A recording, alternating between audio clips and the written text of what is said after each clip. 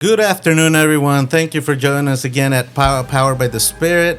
We just want to thank you for sharing your time with us again. And if you have friends and family members, you guys can tell them to join in and listen to this podcast that we're doing and we're sharing with everyone. And today, I'm very glad that God has given us this opportunity to be here with other guests, and we are gonna have more people coming in as we bring in more ministers. We're bringing leaders. We're bringing young people. We're bringing other people that have the knowledge of God. And the other thing too that I wanted to say is that we are bringing people that has grown in the Word of God. So we're not just bringing people that they're not living the way of God. So today I'm very happy, and I'm very happy to introduce our brother Matthew and our sister Angie to this podcast. And I just want to thank you guys for having that opportunity or giving us that opportunity to come to this podcast. That is going to be a blessing for other people. It's going to be something that is going to be other people that they're going to be listening to for listening to us and other counties and other states. So hopefully we can be a help for someone that is listening over there. We are very happy, and today I would like to be introducing my brother Matthew. He's married to my niece Angie. I just want to introduce them to you because to be honest with you, I think brother Matthew, I got to know him. I think whenever he was a little bit, well, he was single, and then and my niece Angie, she was single as well, so they got to get married a couple years ago, and I'm very happy that you guys are living for God. And that's why I decided to bring you guys as an example to this podcast, because there's young people over there that they might be saying that you cannot live for God, but yes you can.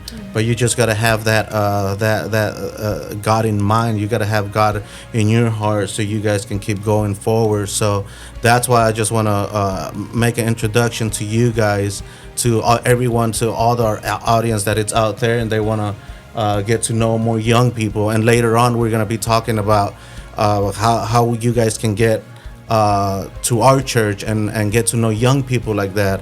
And if you guys are looking for a church, later on we're going to give you guys the address and everything. So today, Sister Angie, Brother Matthew, thank you for joining us again. And I don't know if you can introduce, you can say something brief about yourself, and then it's gonna be Sister Angie. If you guys can say something. All right. Well, yeah, I think I met Brother Luke when I was like, or him and his family. I met them. I think I was like 12, 13, around that age.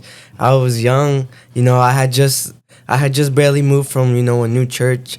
I had come from, a different church lifestyle. I moved to Buford, the Buford First Pentecostal Church of Buford. And I didn't meet Brother Luke there, but it was, a little bit after, the work in Fire Branch started that, I got to meet him, and his son Jason and his daughters. And, they were, the first time I met them, I was a little, shy because, they were very outgoing. They were very talkative, very loud. And, I was, most of my childhood, I was very quiet.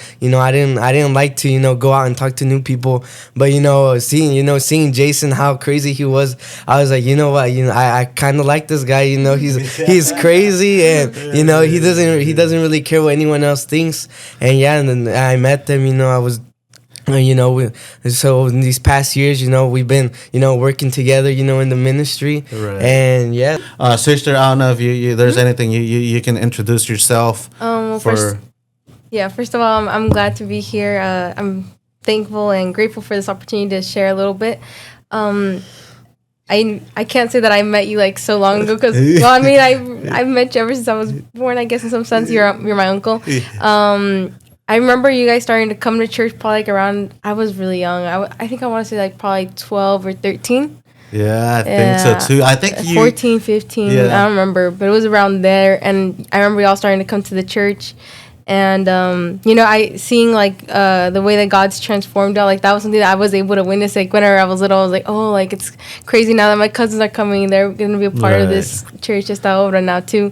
It was beautiful to see, and that what it is that your family is doing now for the kingdom of God, it's beautiful. Right, yeah, right. beautiful. Thank you so much. Yeah, and whenever Brother Matthew and you guys were at the same. Well, you guys came from another church, and then you guys went to Buford, right? Yeah. That's where you guys met. Yeah, that's where we the Buford met. Church. Yeah, that's where we had met. Oh, we had met a little bit before. Yeah, like right before the trailers. Yeah, we had met like a little, like right before we like actually officially moved out of our church, of our old church. We actually went to Pastor Joel's house. He had a carne asada, and I went with one of my with my uncle Santa Maria, and and that's where I had first saw Angie. And in the very beginning, I didn't have no feelings for her. I just thought she was just some other little girl. Just like friends. Yeah. I thought she was some other little girl. I didn't really think of anything. Anything was gonna come out of that. But that was the first time I was really introduced. To the pastor and his family. And the way they interacted. It was just something new to me that I saw, the way that the pastor would interact, with my family and, with those around him and even with me being a young child, I saw how they talked to me and I was surprised. I thought to myself, like, who are these people, like what's going on in their mind or why are they inviting my family over to their house? Because at the beginning they were not a pastor. In the beginning they were just they were just hermanos, they were just brothers going to the church. And I thought to myself, well, what church are they going to? Like, what? In my mind, I was like, what? Well, where are they from? And that's kind of where I just, started to find something, interested, in the Pentecostal faith, and all of that, that was going on. Oh, okay. So that's pretty good how you guys met up. So there's always a story behind everything, So, part of me is just like whenever I think I got to know them, it was just like they were still little girls, and I still remember Brother Johnny and Brother Isra. They were just like little kids and everything. So I remember them pretty good. So, brother, since you guys are still here and everything, and the way of you guys growing in the way of God and all our young people that is gonna be listening out there. And I know they think that they might be saying like, hey, I need to listen something where I can listen from another people that it's my age. And I think you guys are around what, 20, 21? 20, I'm 22. 21, 22. So I think it's a good age so that those other people that are struggling and they might want to hear something about your testimony, how you guys grew up, how you guys are still in the way of God, how you guys are still being part of church, because it's very important right now these days, especially in these final days. We cannot we're not sure, and we don't have a way of saying like, hey, I'm gonna still be here tomorrow. So every day that we're living is just something that we always have to be grateful for. So we don't know the day of tomorrow, so it can God can come and he can take us, or another way is just like we can die tomorrow, or we can anything can happen. So we don't know the time and the month or the day that God is going to be calling us. But prior to you guys, it's just like I just want to see if you guys like I know like Brother Israel, whenever I was asking him, and I think I told others in the podcast saying that, hey, your testimony is so big that you're probably not going to be finishing it in this podcast. So something that more touch you, something that make you change, something that is just like it makes you keep going forward every day. And I think every one of us have something. So if you guys can share, every one of you share part of your testimony, so our audience can hear y'all's testimony. Angie, you want to go first? Because I feel like I'm gonna go a little bit longer than you, but you can go ahead. Well, mine's, I guess we're gonna jump straight into this. For me, like, I grew up in church, but just growing up in church doesn't like mean that you're gonna have a great relationship with God. For me, like I would go to church, my parents were, doing the best that they could. I wouldn't say they were like 100%, like, but they were doing as much as they could, like in their time, like it was all in the Lord's timing. I knew about God, but I didn't know God. Right. Yeah. So for me, you didn't have a relationship. yeah, I think that's what we I just can remember call it. going to church on Sundays. Sometimes the occasional Thursday, because my parents couldn't go all the time over there because they didn't have paper, so they were very like careful. So I would go to church on Sundays, and God would move ever since I was little. Like I remember even on Saturdays, because they also had the Spanish la obra hispana. Yeah, I remember that one. Yeah, and I remember being little, and I would hear the word of God, and I would I could feel the presence of God. I would go sometimes up front. Sometimes I would be messing around with my friends in the back, which is I don't recommend, but like I was doing that whenever I was younger.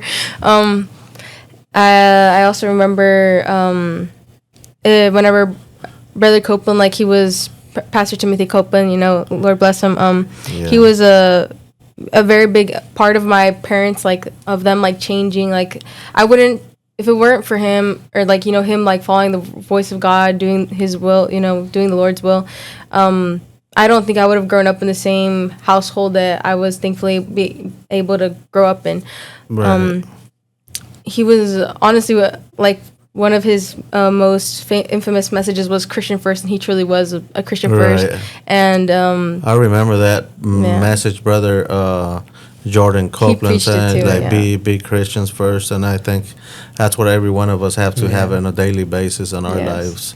Yeah, it's like before you're anything in the ministry, before you're this at your job, before you have that kind of you're always gonna be a Christian first. Like that should be your number one thing is Christian first, being Christ-like.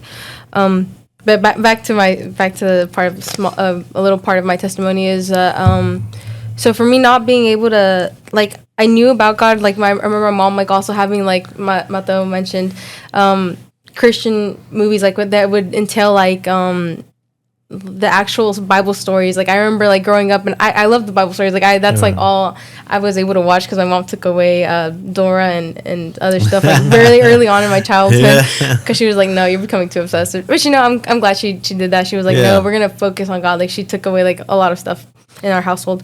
But I would say I think I was about probably, I want to say 14, 13, where I was able to actually form a relationship with God like I had to. It was I was going through, I guess, a phase where most teenagers go through, where they feel, I don't know if most teenagers, but I want to say most people feel like lost, without purpose, without a sense of direction. And you're just like, what really is my purpose here on earth? Like what, for me, like I went, a few of my, like, there was a few things in my story, I guess, that, in my mind, like I took, my mind went to dark places, like that probably 14-year-olds shouldn't be having to go through, but they do. Like I know they do. Right. And for me, it was in those tough times and those dark times where I was able to like be like, honestly, I can't do this anymore. Like I was trying to just, go to church, your Sunday, go to church and, pray there, but like never have anything outside, like never know God really. I would just go to church, but no, a situation happened in my life where I was like, if I don't get a hold of God now, I'm just gonna generally lose myself. Like I probably won't be here. Like for me, it was sort of something very severe that I was going through, and I was good at covering it up. I don't think my parents were aware of what it was that was going through their 14-year-old little girl's mind, because for them, they're just like, I'm doing my best to raise them. They brought us so many Bible studies, but that's also, it goes to show like, hey, like just because your children are going to church, like that doesn't mean that they're gonna be 100% there, with the Lord. No, Right. Sadly, I opened the door myself. Like it wasn't anymore my parents' fault. It was me. It was I opened up the doors to things on entertainment, things that I shouldn't be listening to. I did do that, and that does affect the child's mind. I think whatever we're entertained by, generally, like, it does affect us. Like, whoever says that, like, oh, I can do this and it won't affect me, I don't know. The Bible, I think, would say otherwise. Right. and especially at that such a young age, you're an impressionable young person. You're a little sponge, just soaking up for whatever. Like also like school, like that can also affect you, like friendships. You know. For me, I remember one day, like since I was good at, I guess, like at covering it, like at like hiding, well, what was really going on within me. My parents didn't know, but like I remember one Sunday we went to church, like another Sunday, and I remember Pastor Copeland preaching about trophies in hell. I don't remember if that was his message title. I just remember towards the end, like the altar call, he was saying that the enemy, he's out to devour like people that like they've been in church, Right, like they know yeah. about God, like you've experienced the presence of God. Correct. You're a child, you could be like a minister's child, and in that time my dad was working in La Obra, over there with the Bible studies, and I remember thinking, if I don't like surrender myself now to the Lord, I don't know where I'm gonna be. And I remember that how he said that the enemy wants to show you off, like in the Lord's face, like he wants to, like, if like let's say that you didn't make it, you passed away and you didn't make it. He wants to be like, look Jesus, like look what I did. I took away your child that was once with you. Like I have him now. He's mine. I took him in the end. Like this is a trophy. It was hell's trophy. And I remember thinking, Lord, I don't want to be that. Like I don't want to be that. And I remember going to the altar and praying, and that's whenever the Lord, like, I remember I didn't need a psychologist. I didn't need a therapist. Like in the moment, the Lord was that for me. Like for free. Yeah, like for free. Yeah, you don't even have to pay. Yeah. Yes. Thankfully, like the Lord was able to break away like those chains that I had built up in my life. Like the Lord was able to, like, in one moment, like I remember feeling like, whoa, like it was like a cloud had been lifted from my eyes. Like I could see the world differently now. And I remember thinking like, okay, like, wow, this is what life is supposed to be. It's not supposed to be whatever I was thinking or the way that I saw things before. Like my perspective completely changed. Yeah, it's just like whatever you're saying. It's just like it matters. It matters what do you open your heart to, because everything you can be watching or everything you think that is not going to affect you, I think it's just going to be something that's going to affect you in the long run. So I think on the thing that you were saying, is just like you probably think that it's gonna be something that you're gonna be playing with, but it's just it's things that later on is gonna be affecting your spiritual life. So I think there is a danger whenever you're on that dark side, because we can be at church and we cannot be feeling nothing, and that's a very dangerous spot to be on. So if you're not feeling anything, and if you're opening to yourself to something else that is not that it's according to the Word of God, you're running in a danger. So it's very important to have an altar call, like how you said, and just pour out everything that you have and everything you're going through. And like you said, it's just like you didn't even need therapy anymore, because God is there to support you, but you just gotta tell God what situation you're going through. Up to him. So that's pretty good, sister. It's just like maybe people that it's watching us right now, they're probably going through the same thing. So just keep in mind that everything you're watching or everything you're doing, it's going to affect you in the long run. Maybe it's not going to be at the moment, and maybe we think that nobody's watching us, just like Sister Angie was saying. It's just like maybe you think that, especially knowing the Word of God already. So if you know the Word of God there's just like the Spirit of God is everywhere. So if you're in your room, you can be anywhere. God is God, and God is going to be everywhere. So I don't know if that's that. You have something else just a to little say. more to add to that. So through that situation, I was able to like actually form a connection now with God. Like now it wasn't, oh, my parents are bringing me to church because it's a Sunday and we got to go to church. Now it was like, oh, like now I get to see God. Like now I formed like a relationship with him, like a love for him that was like, well, I wasn't expecting you to do that for me in my life, but I'm so glad you did. Like now I'm here, and I'm able to serve God, not because your parents say that you have to serve God. No, like I had to genuinely rely on God. And he's brought me, there's been a few ups and downs, but like thankfully, like he's been my sostenedor, like he's been there for me, like sustain you, my sustainer. And I honestly wouldn't be here without the Lord. And I now have like a more profound love, I guess, a profound, more deeper understanding with my situation, and like His love and His grace and His mercy. Like, it's beautiful. Wow. Yeah. Yeah. Thank you, sister. Thank you for sharing that and open up and on your testimony, and hopefully this can be a help for somebody that is watching. So it can be a girl or a guy or somebody. You don't have to be young to listen to this testimony. You can be somebody that it's older or a married couple that you guys are going through things. But this is very important that you guys can listen to this. So, and there's another one. There's another bigger testimony. That's going to be our brother Matthew. Brother Matthew, what part of your testimony can you share with us today? Yeah, so for me, you know, by the grace of God, I also grew up, you know, knowing God, knowing Jesus. Before, you know, we were in what was called the Asamblea Apostolica, and you know, I grew up there. My parents started going there, you know, a little bit right before I was born. My parents started going there, and they instantly fell in love with the church. As soon as they got there, they fell in love with it. You know, my sister was already born, my older brother, and you know, I was born into the Asamblea Apostolica, and we were going, and growing up, you know, I loved going to church. You know, it was everything I had ever known. You know, going to church. You know, being with, you know, all my friends. You know, at the same time, I my family got there. There was a bunch of other, you know, newborn kids that, you know, that were also being, you know, born into that church, and so I got to, you know, grow up with, you know, a lot of kids my age that, you know, in the church, and I got to know a lot of kids, you know, a lot of my friends, you know.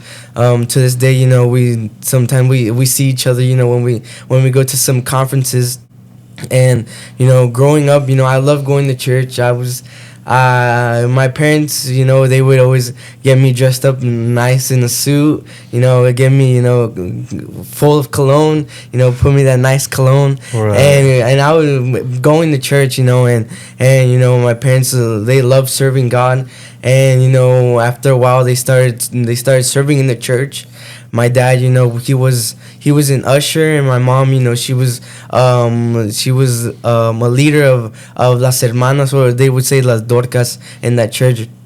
She was one of the leaders, and my dad was also one of the leaders of los hermanos.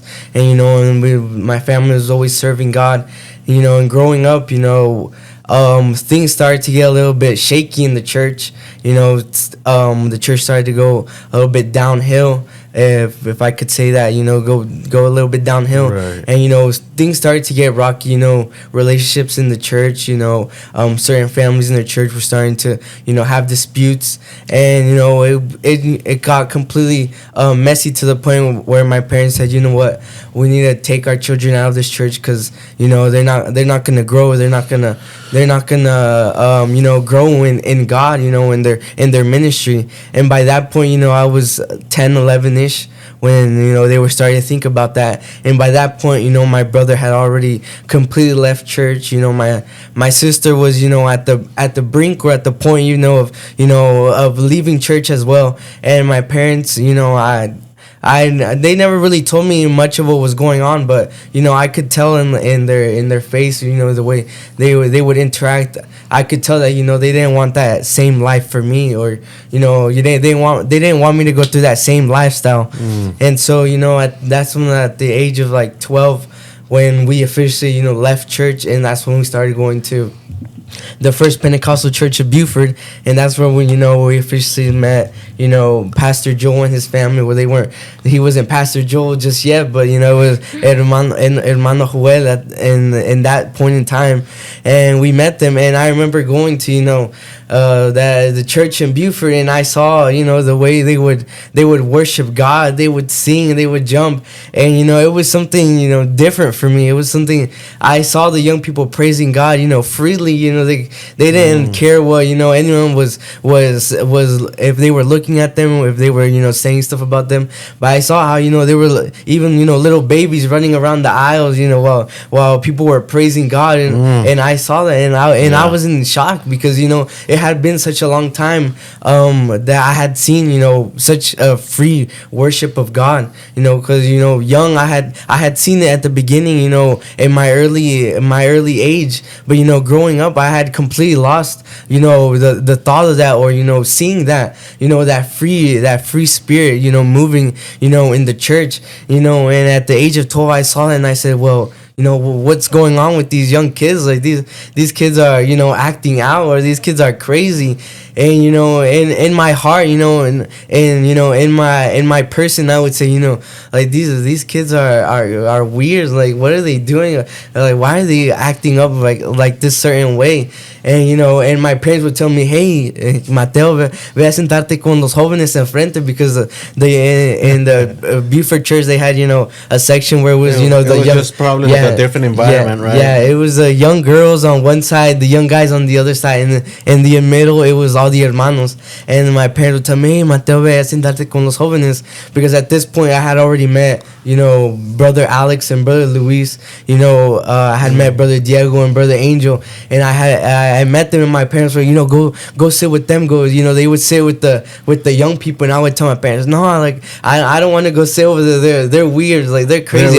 Yeah, I was like, I don't want to go sit over there. But deep down I was also shy. Right. Like I had said earlier, I was a shy kid. I didn't like making new friends, and I also in my heart I was mad because I didn't want to leave my old church. I had all my friends. I had lived basically my whole life there at that church. And at school I didn't really talk to a lot of people. I would try to talk to all the people in my class, but I didn't really have certain best friends, or people that I would talk to after school, because for me it was always church. My parents would be like, it's time to go to church.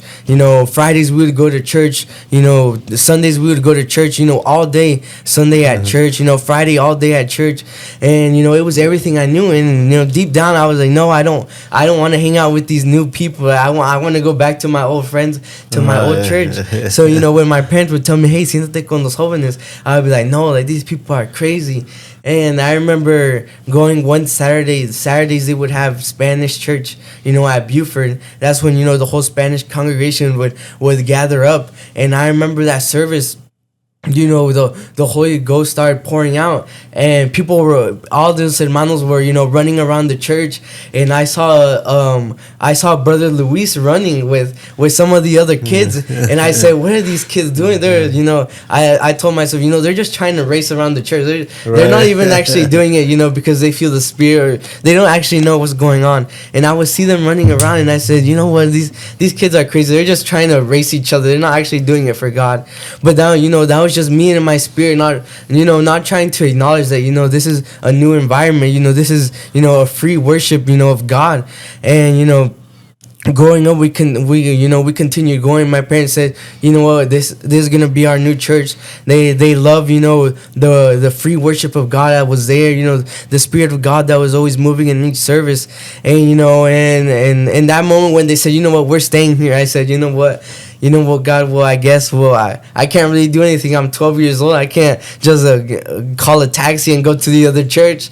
So I was like, what, God, all right, I guess I'll start, making more friends. And so I started making more friends, starting to get brother Luis and brother Alex, brother Angel and Diego and sister Angie and Faith, and little by little we started going to the Bible studies in the trailer with hermano Gilberto. Right. And I was seeing all that, and I said, what, God, this is something beautiful, this is something amazing. And growing up, I always felt, the call of God. I always felt, God pulling me, towards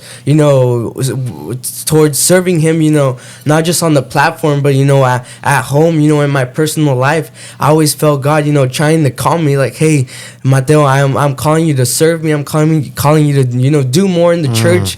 And, growing up, in the other church, los hermanos would always tell me, ahí viene el predicador. Being a little kid, I would always hear that, and I would say, they're just saying that. They're just little did I know that they were prophesying, but at a young age I thought, they're just teasing me because not many of the little kids would come in suits, but But, you know, my parents would always make me go in suits. And I hated going in a suit. I always wanted to be like my other friends in the church that would just go with you know, a nice button-up shirt and jeans, because we would always play soccer after service.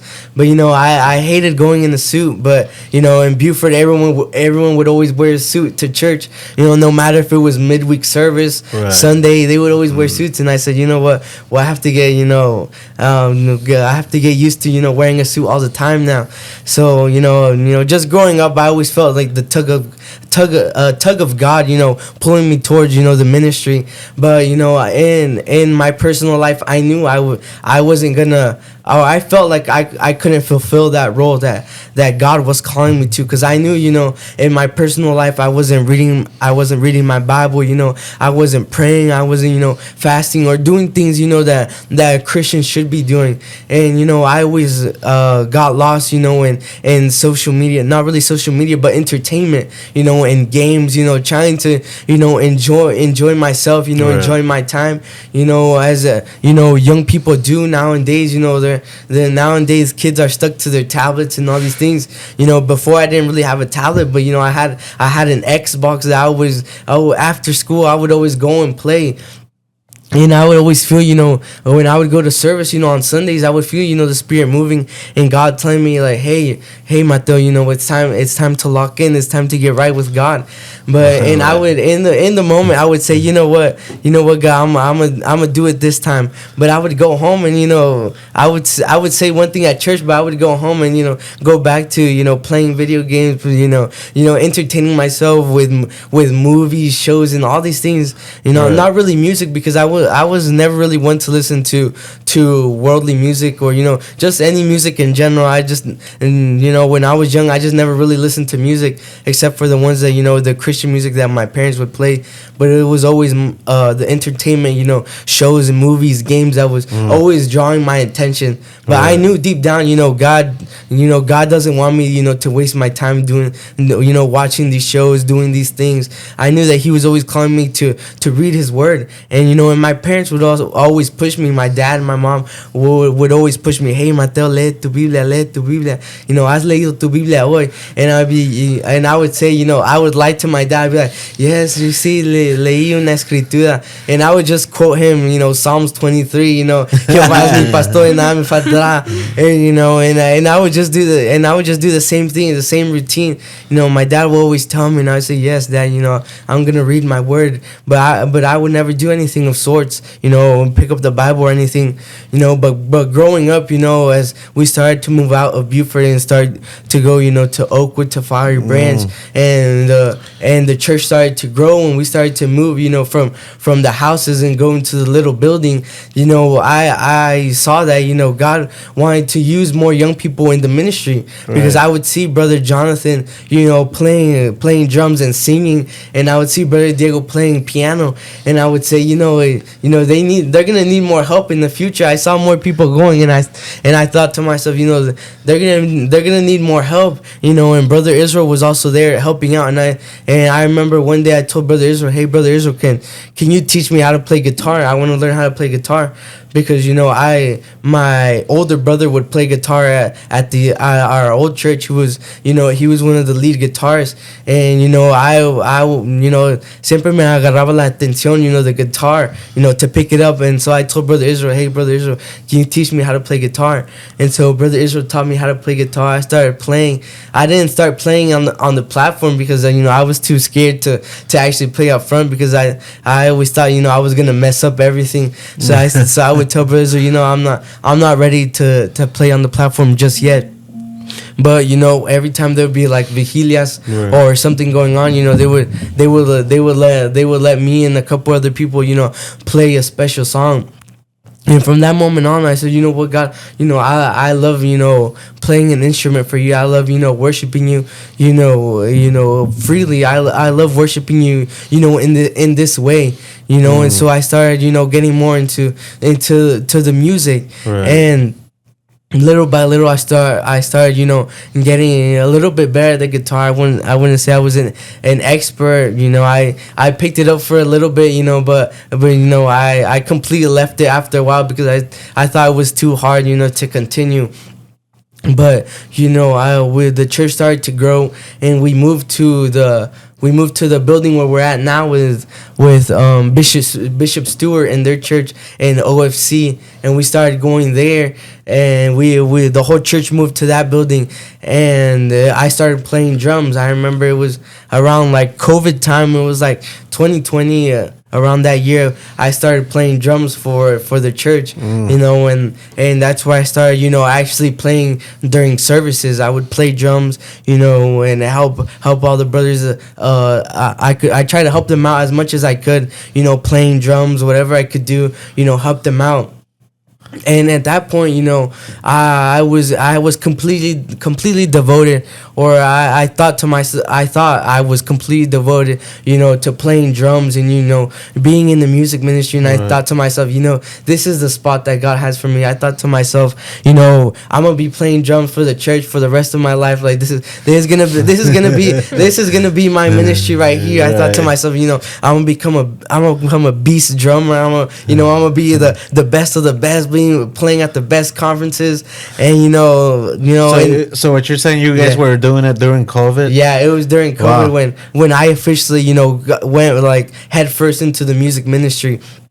It was like 2020, and I was playing, and the COVID started getting worse, and they had to start live streaming the services, and during the live stream services, I stopped playing because they wouldn't let us go to the church because of the risk of COVID and all those things. In that moment when I stopped playing drums, I thought to myself, well, God, what am I gonna do now? I'm completely lost. It was 2020. I think it was that period where most people in their life were going through a time of self-reflection. We were all at our houses. We were all spending time by ourselves. Locked up. If you had COVID, you were locked up by yourself. You couldn't talk to anyone or anything. Right. But I remember those days.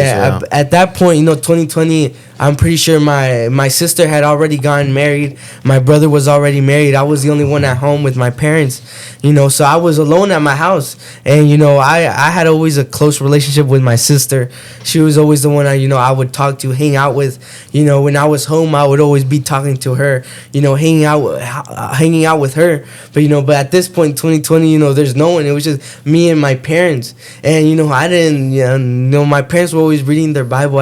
They were busy reading their Bibles, and they would tell me, hijo, lee tu Biblia. And by this point, I still wasn't reading my Bible. It was still 2020. Playing drums. I still wasn't reading my Bible. I still wasn't. Picking up. The Bible, and I still wasn't. I was spending some time in prayer. Alone. Not really as much.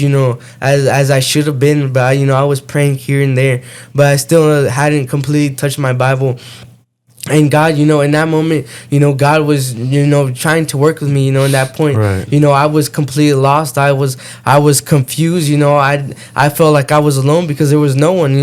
I didn't at that point. I didn't have a phone. I did have a phone, but I didn't really talk to anyone. Right. Everyone at church didn't have a phone. And none of my friends, had phones. So I was just there, completely alone. So I didn't have anyone to talk to. I didn't really talk to my parents, and I would hear the preachings, online, on Facebook, and I would hear the pastor preaching and sharing the word, and I would feel God's presence, at my house, and I was there, worshiping God at my house, and I could feel His presence there. But as soon as the live service was over, I was going back to the same old things, playing video games, just trying to distract myself, from the loneliness that was inside of me. Right. I was trying to distract myself with video games, entertainment, doing all these things.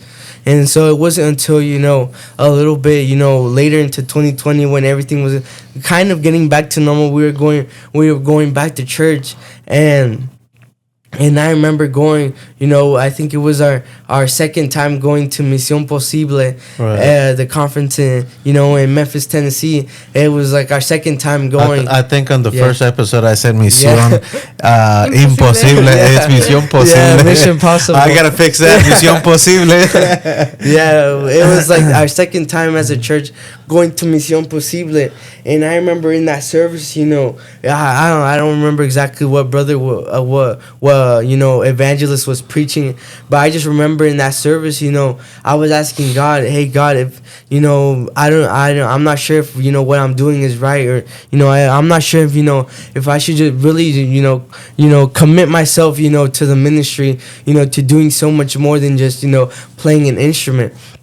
And I was praying, God, help me, show me something, or give me a sign that I'm kind of heading in the right direction, and I'm in that conference, God touched me, I felt His Spirit, I received the Holy Spirit, I was touched by the preaching, and I went back home, full of the Spirit, on fire for God, and I was going to Sunday services, on fire for God, but after a while, that fire started to go out. What's going on? Yeah, the conference, that conference fire can only, you can only hold on to that for so long. You have to, you kind of have to find it for yourself. You at a certain age, you have to realize that you can't live on on the high of of last week's preaching, or of the conference from last year. You can't. At a certain age, you have to learn. I have to seek God for myself. I have to seek,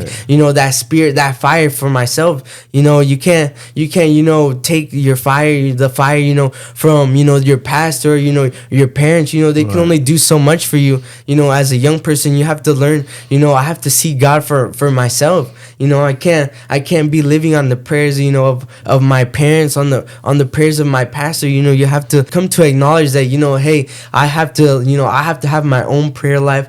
I have to, seek after God for myself. No one else can do it for you.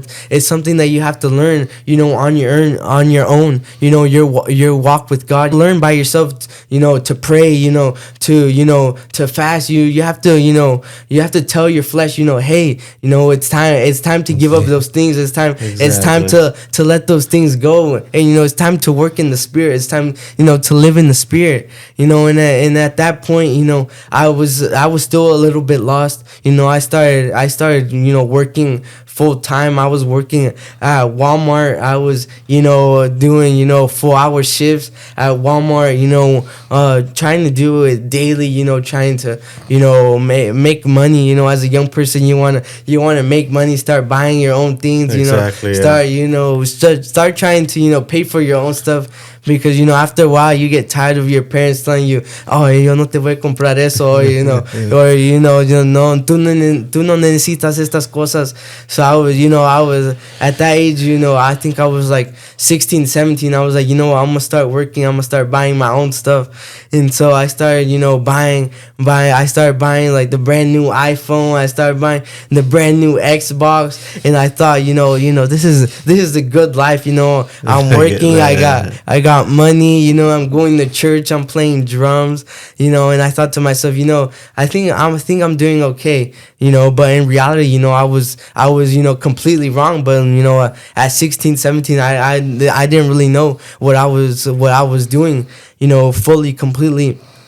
And it wasn't until around later in my I was 17, later, about to turn 18. It wasn't until the pastor started to tell me, hey hermano, I think God is gonna use you, to preach, to teach. And I remember him telling me that, and I was like, no hermano, I didn't tell him straight up like, no hermano, creo que estás equivocado. Yeah, I didn't tell him straight up, I think, brother, I think you got the wrong person, but he would tell me that, and I would say, what, okay hermano, sí, oh, vamos a estar orando, but I wasn't really praying, but I would just tell the pastor that vamos a estar orando, and I always had that, I think God is trying to call me, to preach, to teach, to do something more than just play drums. And so I started to grow in my ministry, and I completely stopped playing drums and I started singing. So I don't know how I even got into singing.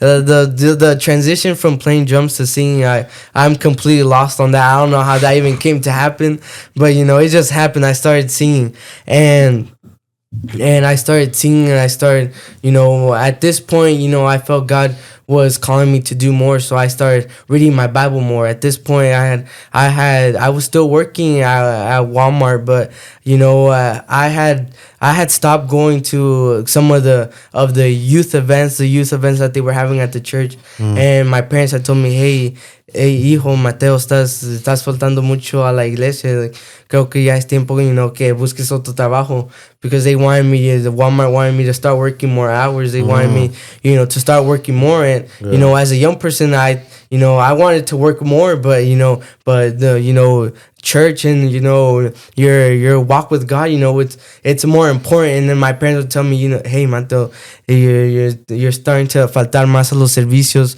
or the youth things, the youth events. And I thought to myself, you know what, like, they're right. My walk with God is more important. And so, I made the decision to, I'm going to quit my job. I'm going to find a new one, one where I can, start going to the youth events, going to church more. And so, I quit that job. I started working with my dad. And, while I was working with my dad, I got to spend more time with him and see how, he interacted, not just at church, but, out in the real world. Right. Yeah, the example that he would set, because I would always see, my dad at church. He was a great example, but I never really saw him, how he was at work, or, how he was, out and about talking to other people.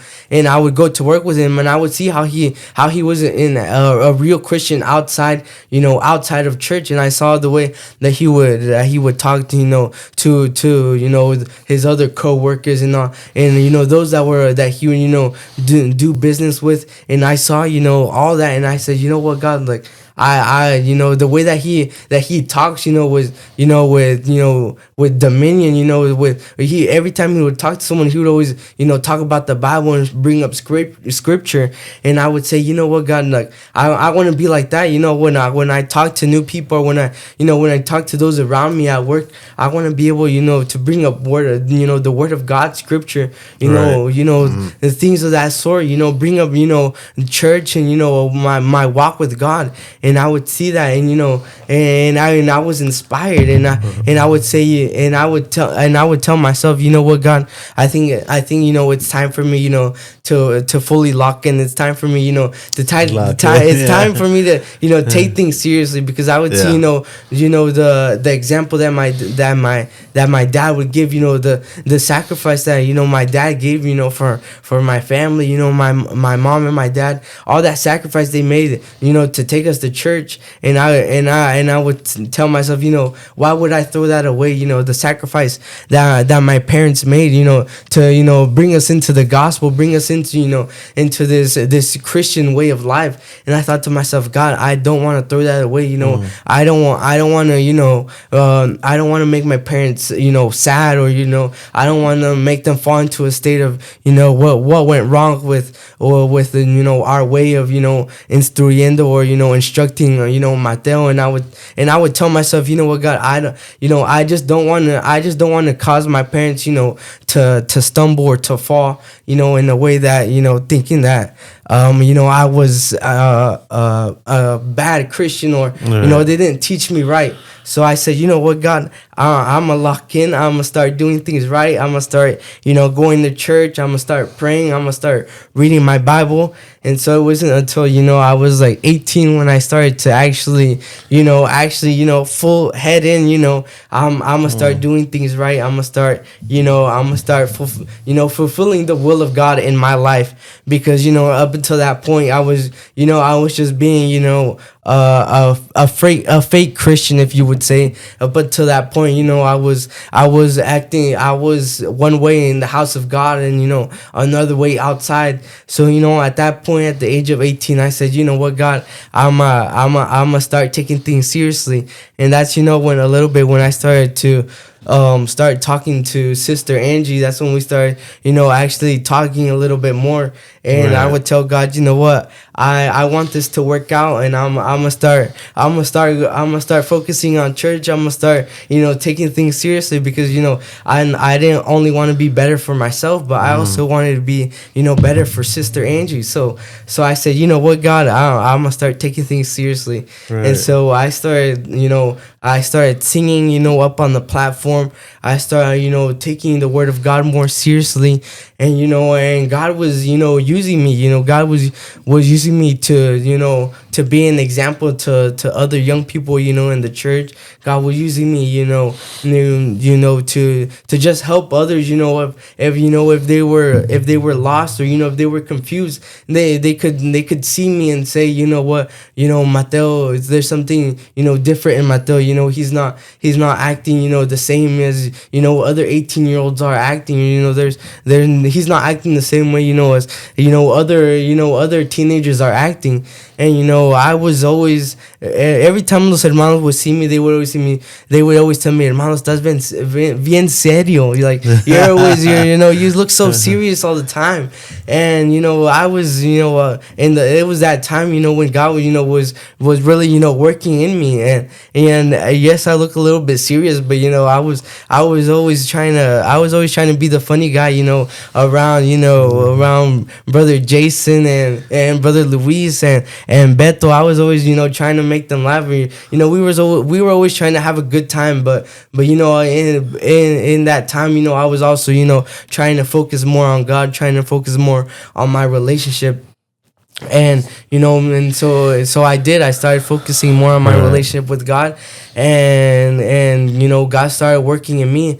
And it was around that time, 18, 19, when brother what's his name from Durham, Jesse Galindo. No, the evangelist that comes to preach. Nunez. Brother Nunez went to preach. I think it was one of his first few times going to preach. And at that point I felt like I was fully locked in, but I was still a little bit doubtful of myself. I said, God, am I really doing what's right? Is my ministry going in the right direction? I thought to myself, like, hey God, am I really being an example? Am I really being being an example to other young people?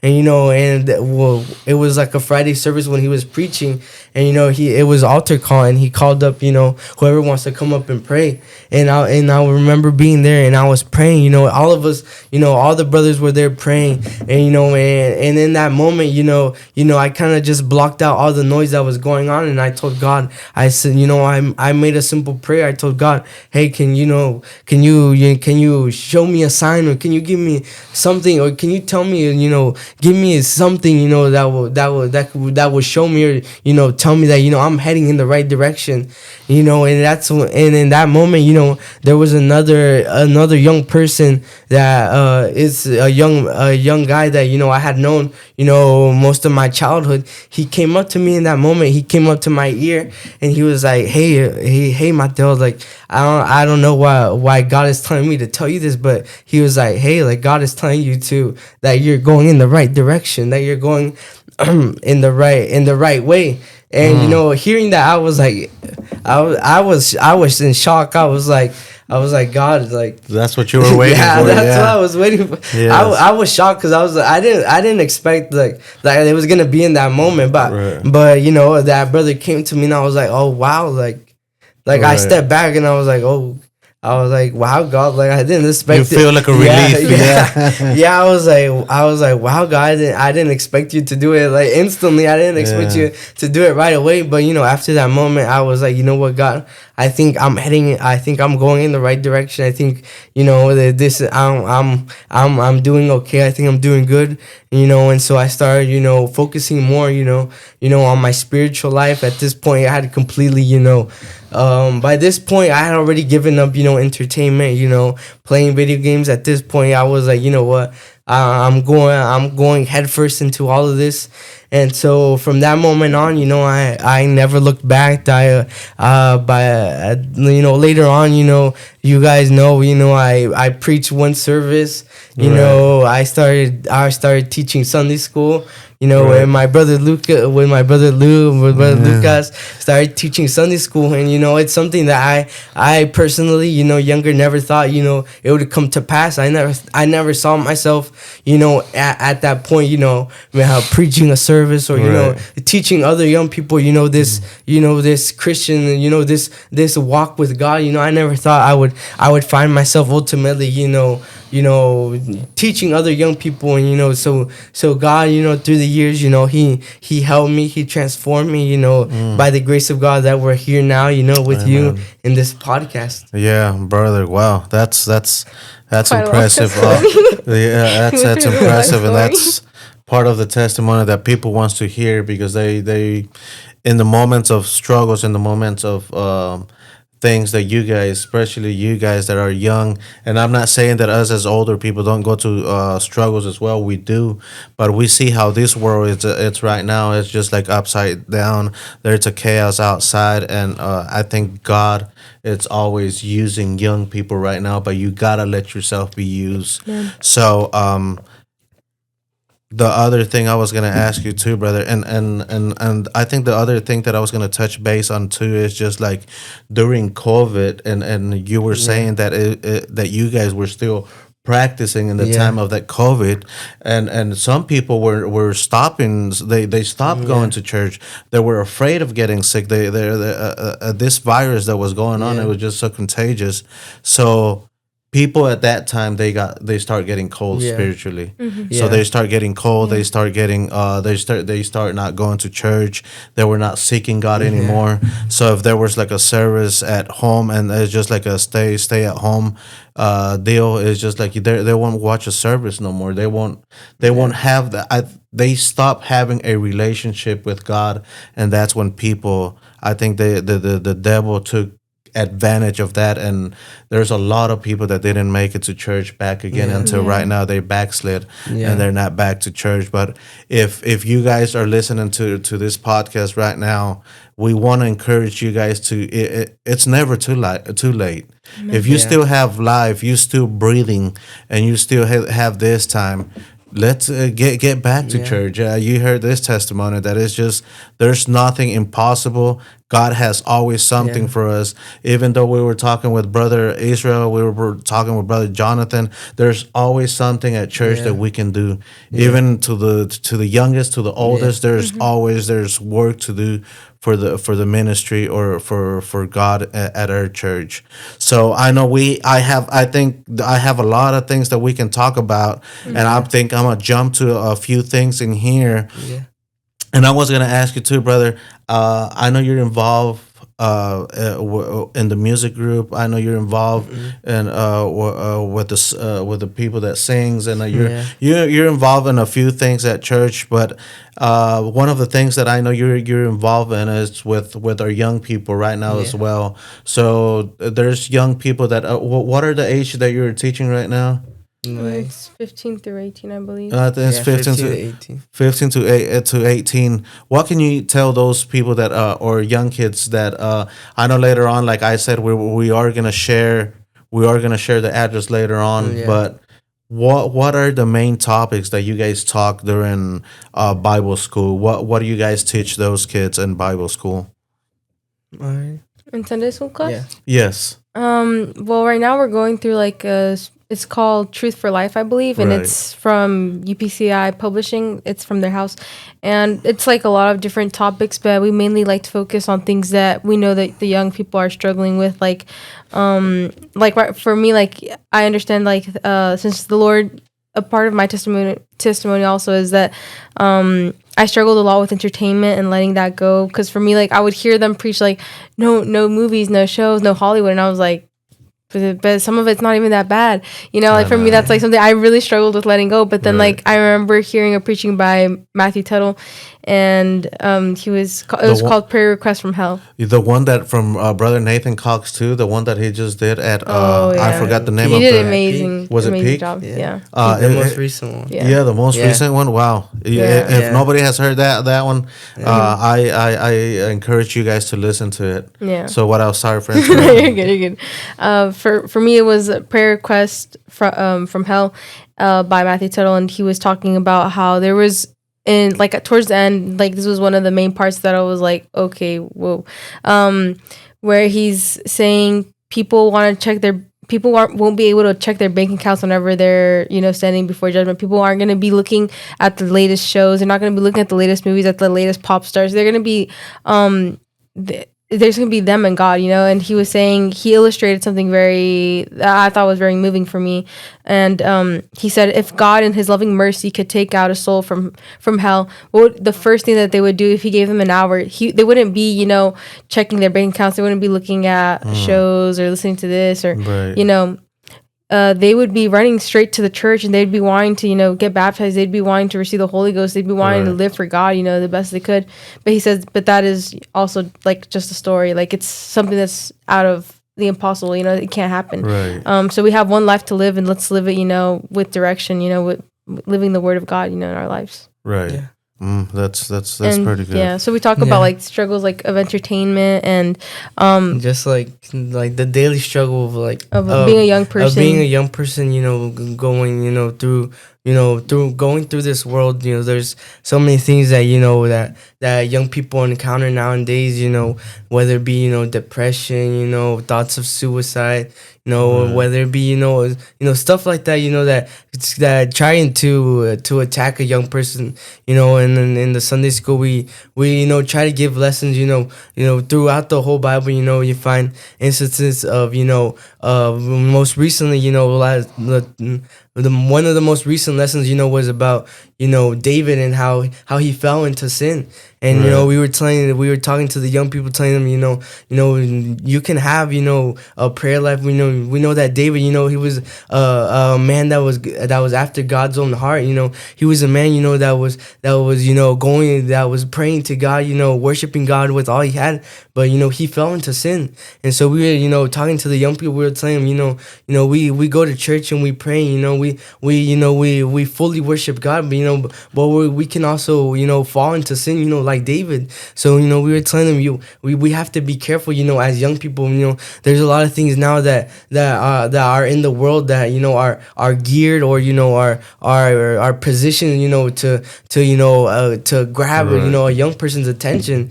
Nowadays, they have TikTok, and they have, Reels, YouTube Shorts, and all these matters of trying to grab a young person's attention. They're coming out with the newest, they're trying to come out with the newest and bestest shows. That's something that will draw a young person in. And when so in Sunday school we're there to try to guide, try to help young people, tell them, hey, like you don't have to live you don't have to live the way the world is trying to tell you to live. You don't have to live in a way that that's always that's gonna try to take you away from the will of God. Right. And so it's just a big it's a booklet that we have that follows through.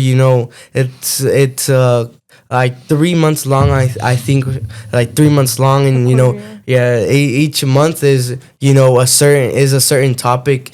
And so we go through that, we study it, and we just try to help the young people, try to guide them, try to help them, try to explain to them, the church is here for you, that you can still live for God, as a young person, in 2025, it's still possible to live for God. That's pretty good. Yeah. So although everyone and I think our pastor, and I think everyone that has their kids over there, we appreciate everything you guys are doing, and all the effort that you guys are doing with our young people. And they need somebody to explain them the Word of God. They need encouragement to to read, like you were saying a while ago. Sometimes we probably don't don't probably they don't read. Yeah. But if you guys always encourage them to Yeah. read and all that, they start reading, they start learning something.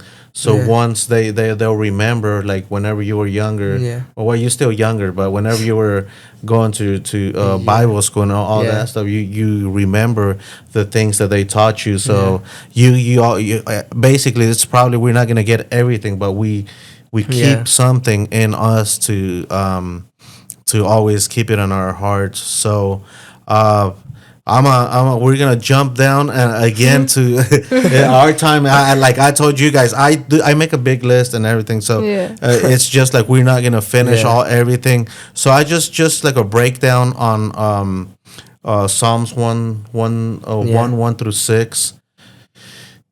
The episode, the segment, it's called Two Ways. Yeah. So there's we could have talked about Adam and Eve. Yeah. They could have took one way, Yeah. but they took a different path. Yeah. We can talk about Peter whenever he was denying Jesus, Yeah. and he could have took the other way. Here we can talk about talk about Jonah, Yeah. and whenever they told him to go and talk to Nineveh, Yeah. and it's just like he could have took a different path. And we can talk about there's a lot of them that we can talk Yeah. about that they could have took the right way, and like we can see all the what we read, and it's just like there's a lot of people that make mistakes.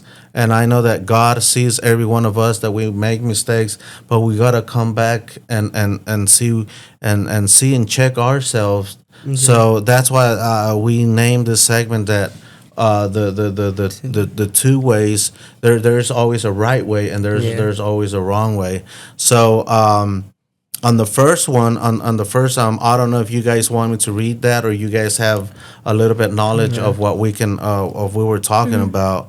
So we can be on this first verse, we can just be stuck on the first one, and we're not going to be able to finish everything, because it's just like the first one, it says, blessed is the one. I'm reading from the new version, so to me it's better, and I told Brother Israel that it was better for me to understand. So so it says, blessed is the one who does not walk in the step of the wicked, or stay in the way that sinners take, or sit in the company of mockers. So we can always just stay on that one, and we can make it an extends. But I don't know if you guys can just give a small breakdown on it, and it doesn't have to be very extensive. And it's just like if you guys can explain that a little bit. Yeah. So all right. So Psalms 1, I like that first part.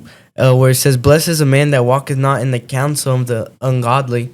Because many times as young people, we want to be with our friends, those that we love to hang out with, we love to enjoy time with them. But most of the time, it's our friends are the ones that those are closest to us, that sometimes trying to lead us down a path sometimes of destruction. Being a young person, you're as a young person, you're influenced mostly by those that you hang out with. Right. I'm in the most recent podcast you had brought up, show me who you hang out with and I'll tell you who you are. Right. I really like when you said that, because it's true. The people who you hang out with are the people you become. If you hang out with people who are always bad mouthing other young people, or you're hanging out with someone who's always trying to play tricks, try to do bad things to others around them, then you're gonna start acting that same way. You're gonna start being in that counsel of the ungodly. You're gonna fall into those same footsteps. Right. And when it says, nor standeth in the way of sinners, when we stand in the way, in the path, of those that are doing wrong, we wanna sometimes follow after our friends.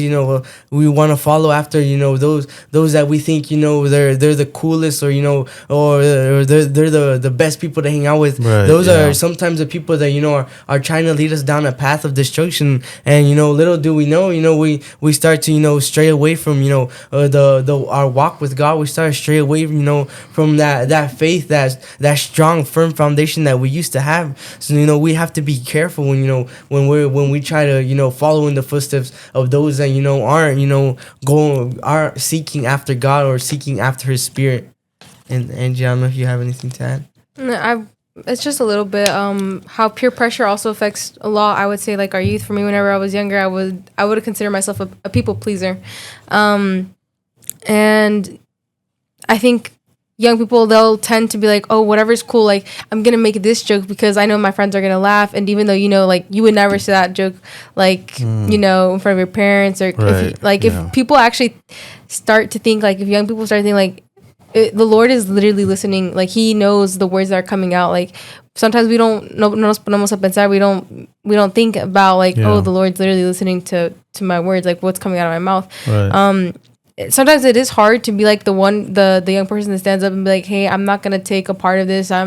It's gonna suck like not being able to be with your friends and realizing that, hey, sometimes they're gonna choose different paths than you, but you have to make that hard decision sometimes if they're not willing to walk the walk or like carry their cross. And it might be a lonely road, but and then at the end of the day, who are we here to please? We're not here to please our friends. We're not here to please man. Whenever we're standing before God, your friends aren't going to be next to you, but like, oh, I did it because of him. And no, I mean, we can't place the blame on anybody else. It's up to us. Like we have to work out our own salvation. Like it's something that we have to carry. We have to carry our cross, and it might be lonely in the moment, but it'll be worth it in the end. Just being set apart. That's what holiness is being set apart. So I would say that's very important for us young people.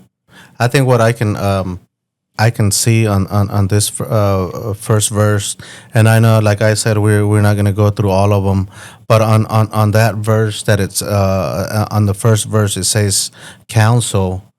We have to be, I think, very careful on who do we receive counsel from. Because if you are receiving for a counsel from someone that is not assistant at church, someone that is not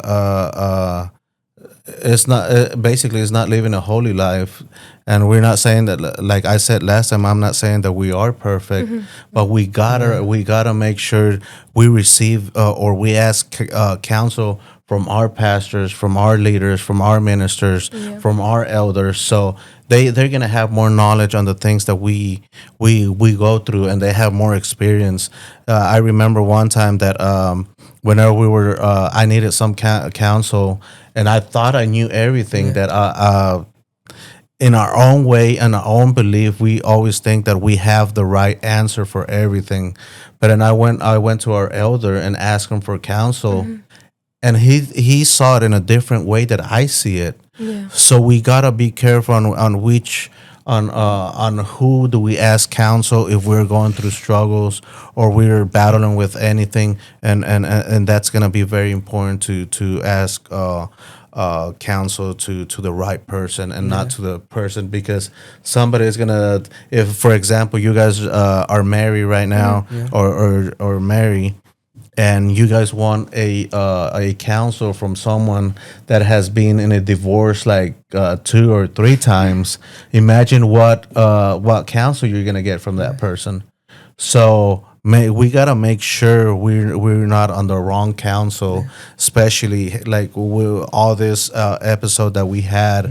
It's just having a relationship with God, and I think He gives us that right understanding about His word, and ask for the right person who we can talk to. So there's a lot of things that we can talk about on like I said on the verses, and that it's on Psalm 1, and there's a lot of things we can explain about it too, but because of the time, I don't know if you guys can tell us something about freedom. I know we're gonna have freedom coming up August. What are we expecting from Freedom? September 18 and 19. Yeah, 18 and 19. So for Freedom, I think it's gonna be, last year, was our first year that we had Freedom. It was powerful. I remember it was a great move of God. The church was full, and so this year, I'm expecting, another powerful move of God. We're gonna have, Brother Clark Copeland preaching. We have brother, David Puentes preaching. Right. So, we all heard, their preachings. We know how God used Powerful, them. yeah. God used them in a tremendous way. And this year we're expecting, probably double the amount of people from last year. Yes. Yeah, last year was it's a already blessing. packed. It's a blessing. Yeah, Yes. last year was packed. This year I feel like it's gonna be even more packed, and I believe God is gonna move tremendously. God's gonna be touching the lives of young people, and not just young people, but also older brothers and sisters who Right. go that go and Right. help that are going to help or to help the young people. I feel like God is gonna move through all the ages, no matter from the youngest to the oldest. And God is already doing a powerful work here in Georgia, in Oakwood, and I believe He wants to spread it out. He's gonna use the young people. He's gonna use the young people as instruments to go and spread the gospel. Use this podcast Right. to go and spread the gospel, because that's what He's called us to do. Right. The word is not just for young people, because every time we go to Mission Posible, Yeah. it's just no imposible, possible, Mission Possible. It's always the word is for. Yeah. It's gonna be for everybody. It's Yeah. not only for the young people, and it's I think it's gonna be powerful on all the preachers that are gonna come. So our first night, I don't know if you guys recall, our brother Puentes is gonna be preaching first night on Thursday, and then on Friday we're gonna have brother Jesse Galindo. He's gonna be preaching to us as well, Yeah. and then at night we're gonna have brother Copeland. Yeah. He's gonna be finishing and closing the service, but I think it's gonna be something powerful. We just want to appreciate you guys coming and to this podcast. I know, like I said at the beginning, I know you probably guys had something else to do, and but I just want to thank you guys from my bottom of my heart, and that you guys took the time to be here. And hopefully this is not the first and last time that you guys are with us, and we hope that you guys can come back again, and then after this one, we are gonna dive into topics that is just gonna be focusing on different topics, and what's sin or what's love or the forgiveness of God. There's a lot of topics that we can talk about. So I just want to, for the last thing, I just want to make an invitation to Iglesia Pentecostal de Oakwood. So our church, it's a Spanish church, and we have a bilingual. So we have, if you guys do not speak Spanish, we have somebody that it's always being an interpreter, translating. So you guys will not battle with that one. So we invite you to come to Iglesia Pentecostal. Our pastor is Joe Quintanar. Our address of our church, it's 4805 Flat Creek Road, Oakwood, Georgia 30566. The phone number of our pastor is 770-885-8940. If you guys have a question or a special topic that you guys want us to talk about, you guys can send us an email on this podcast. Our podcast email, it's empowered by the Spirit 301@gmail.com, and you guys can send anything that you guys want to talk about, any topic that you guys want to talk. I know next week we're gonna have somebody special, so you guys do not want to miss that too. We are gonna have I don't know if to say his name or not, but I'm just gonna leave it for you guys to, so you guys can keep following us, and we're gonna have somebody special here too. So there is gonna be question that is gonna be coming up, and we are gonna ask them all those questions. So last but not least, if you guys are coming to the conference, and I just want to make this to everyone, if you guys are coming to the conference, please, after we're gonna close this one, my brother Jason, he's gonna put up a QR code. If you guys are coming, please sign up for our Freedom Conference. If there is no way you guys don't have access to email, do not have access to know how to use a barcode, you guys can just call that number at 770-885-8940, and our pastor is going to just sign you guys up and just tell them how many people is coming, and then we'll have everything. That's just so we can have the proper seats, we can have proper food for everybody, and the food trucks is going to be there. So we're going to have a great time. So I don't know if there's anything you guys, we are going to wrap up this. So I don't know if there's any last thing that you guys want to say.